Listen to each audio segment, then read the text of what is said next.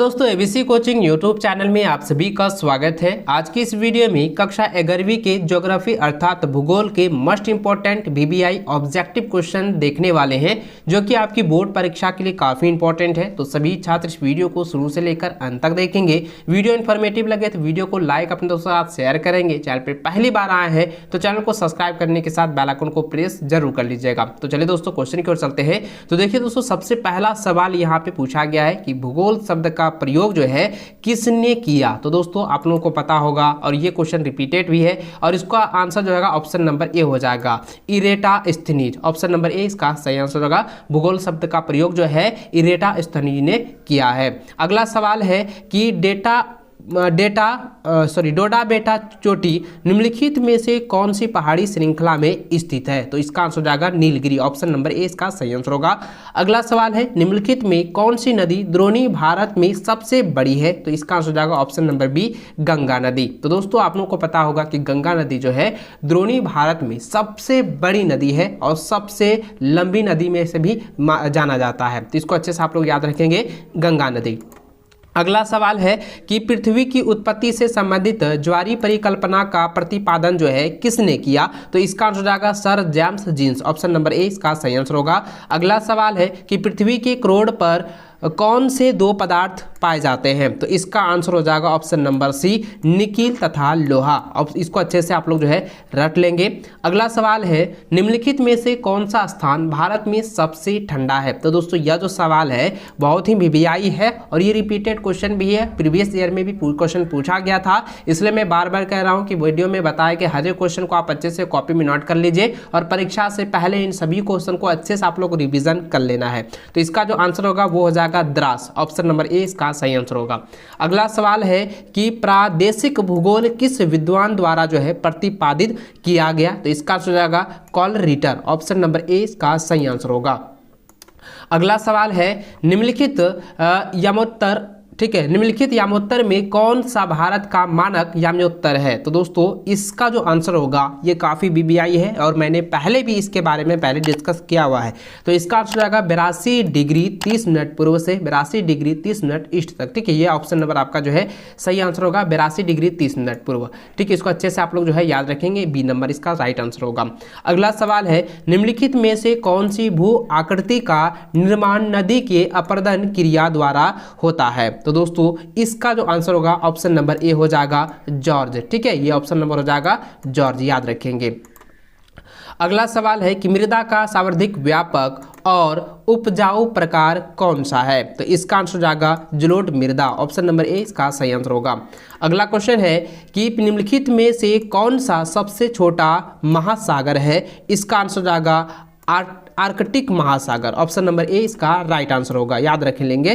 ठीक है, अगला सवाल है कि किस राज्य में लोकताप झील स्थित है। तो देखिए दोस्तों ये सवाल जो है काफ़ी इंपॉर्टेंट है और यहाँ पे सवाल ये पूछा गया है कि किस राज्य में जो है लोकताप जो है झील स्थित है। तो दोस्तों इसका आंसर हो जाएगा ऑप्शन नंबर सी हो जाएगा, मणिपुर राज्य में। इसको अच्छे से आप लोग जो है रट लीजिएगा। अगला सवाल दिया है निम्नलिखित में से कौन सी गैस सूर्य से आने वाली हानिकारक पराबैंगनी किरणों से जो है बचाती है। दोस्तों ये तो काफ़ी इजी सवाल है और ये छठा में ही आप लोग पढ़े होंगे, छठा सतवां आठवां नौवां में भी आप लोग पढ़े हैं, क्योंकि यह जो है ओजोन है। ठीक है, इसको अच्छे से आप लोग याद रखेंगे। ऑप्शन नंबर 20 का सही आंसर होगा।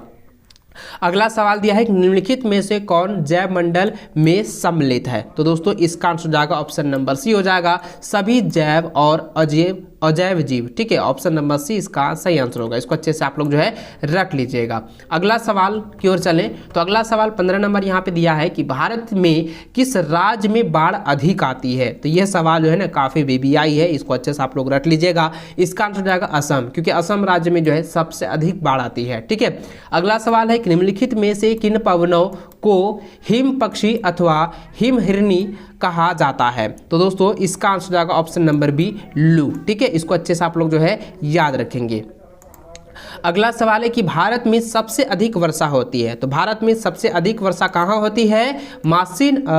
मासिनराम में। ठीक है, ऑप्शन नंबर आपका जो है 20 का सही आंसर होगा। अगर यहाँ पे मेघालय भी दिया रहता है तो आपको यहाँ पे मेघालय लगा देंगे, नहीं तो मानिसराम आप लोग याद रखिएगा। ठीक है, अगला सवाल है कि नेशनल पार्क और पशु विहार निम्नलिखित में से किस उद्देश्य के लिए बनाए गए हैं? तो दोस्तों इसका आंसर हो जाएगा ऑप्शन नंबर बी हो जाएगा, पालतू जीवों के लिए। ठीक है, याद रखेंगे। सॉरी, इसका आंसर जो है ऑप्शन नंबर डी होगा, संचरण के लिए, संरक्षण के लिए जो है यह जो उद्देश्य जो है नेशनल पार्क और पशु विहार जो है संरक्षण के उद्देश्य से जो है ये बनाया गया है। इसको अच्छे से आप लोग जो है याद रखेंगे। 18 नंबर का डी नंबर हो जाएगा। ठीक है, अगला सवाल 19 नंबर सवाल दिया हुआ है कि निम्नलिखित में से कौन सा भारत का पड़ोसी देश नहीं है? तो दोस्तों ये थाईलैंड जो है ये आपका क्या है? भारत का पड़ोसी देश नहीं है। बांग्लादेश, पाकिस्तान और अफगानिस्तान ये जो है भारत का पड़ोसी देश है, लेकिन थाईलैंड जो है ये पड़ोसी देश नहीं है।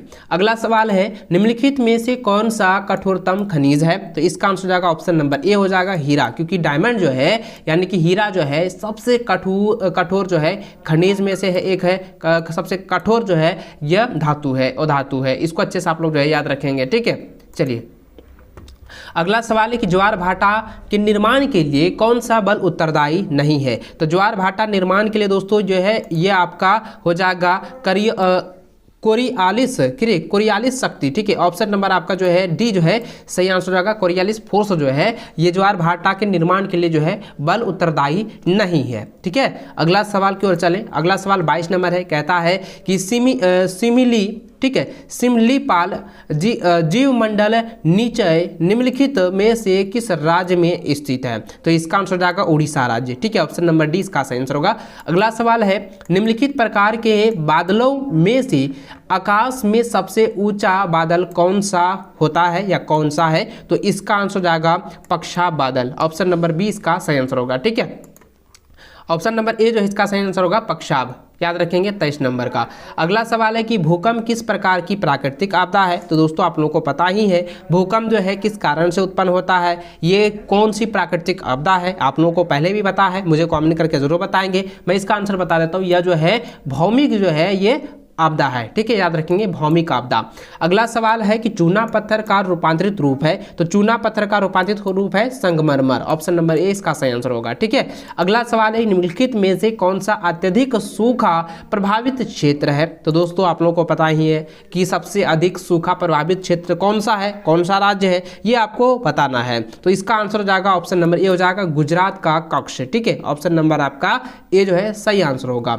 अगला सवाल देखिए, ये जो है मानचित्र से दिया हुआ है और इसको अच्छे से आप लोग समझेंगे। यहाँ पे क्वेश्चन दिया है 27 नंबर का कि दिए गए मानचित्र में कौन सी नदी दर्शाई गई है? तो देखिए गंगा, कृष्णा, नर्मदा और सिंधु नदी है और यहाँ पे मानचित्र में जो है कौन सी नदी जो है दर्शाई गई है ये यहाँ पर पूछा गया है। तो दोस्तों इस यहाँ पर देख सकते हैं कि ये जो आकृति आप देख पा रहे हैं यहाँ पे जो दर्शाया गया है यह जो है नर्मदा नदी है। ठीक है, ऑप्शन नंबर सी इसका सही आंसर होगा।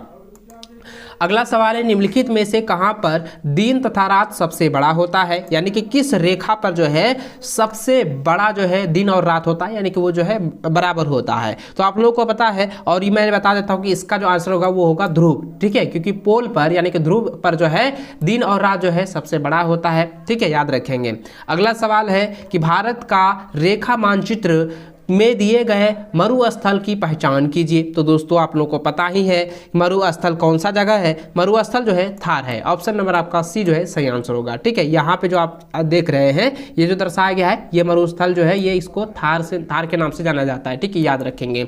अगला सवाल है इनमें से कौन सा कारक मृदा निर्माण का जैविक कारक है? तो दोस्तों इसका आंसर हो जाएगा ऑप्शन नंबर सी वनस्पति। ठीक है, अगला सवाल है कपास की कृषि के लिए सबसे अधिक उपयुक्त मृदा कौन सी है? तो इसका आंसर हो जाएगा काली मिट्टी। ठीक है, याद रखेंगे ब्लैक सॉइल। ठीक है, ऑप्शन नंबर आपका बी जो है सही आंसर होगा। अगला सवाल है निम्नलिखित में से कौन प्राकृतिक आपदा नहीं है? तो दोस्तों इसका आंसर हो जाएगा परमाणु विस्फोट। ये क्या है?